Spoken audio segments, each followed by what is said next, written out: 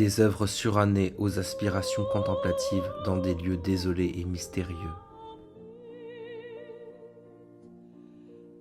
Des mises en situation impossibles au caractère désespéré. Tout ce que l'on peut dire, c'est que les œuvres photographiques de Shanna et Robert Parker Harrison ne laissent pas le spectateur indifférent.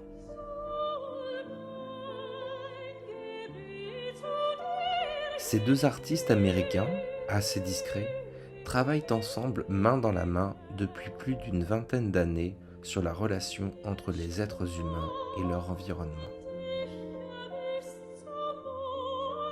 Largement engagés dans la lutte écologique, leurs œuvres s'inscrivent dans ce mouvement en mettant en scène des personnages anonymes qui tentent de réparer un morceau de leur monde à l'agonie.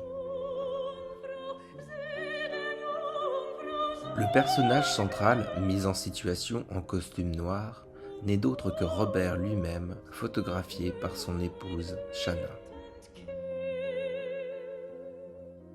Les tâches sont herculéennes ou surréalistes. Elles donnent un sentiment d'absurdité et nous renvoient à la question de la place de la technologie dans nos sociétés modernes à travers ce présage funeste.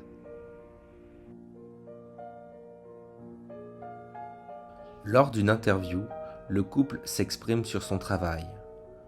Nous créons des œuvres en réponse à la relation toujours plus noire qui lie ensemble les humains, la technologie et la nature. Ces travaux comportent une narration ambiguë qui offre un aperçu du dilemme posé par l'échec des promesses de la science et de la technologie à résoudre nos problèmes et à fournir des explications quant à la condition humaine.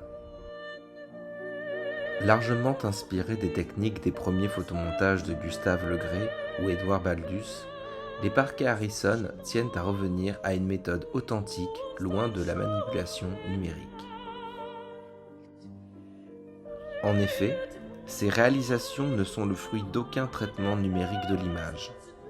Les clichés argentiques sont coupés, collés, refotographiés à des temps d'exposition plus longs, et les jointures sont peintes. J'ai choisi de vous présenter ce couple d'artistes car je trouve qu'au-delà de leur message à travers leurs œuvres, le processus de création interroge également la place de la technologie dans la création visuelle. L'ensemble de leurs œuvres présentées ici sont disponibles dans un livre intitulé The Architects Brothers.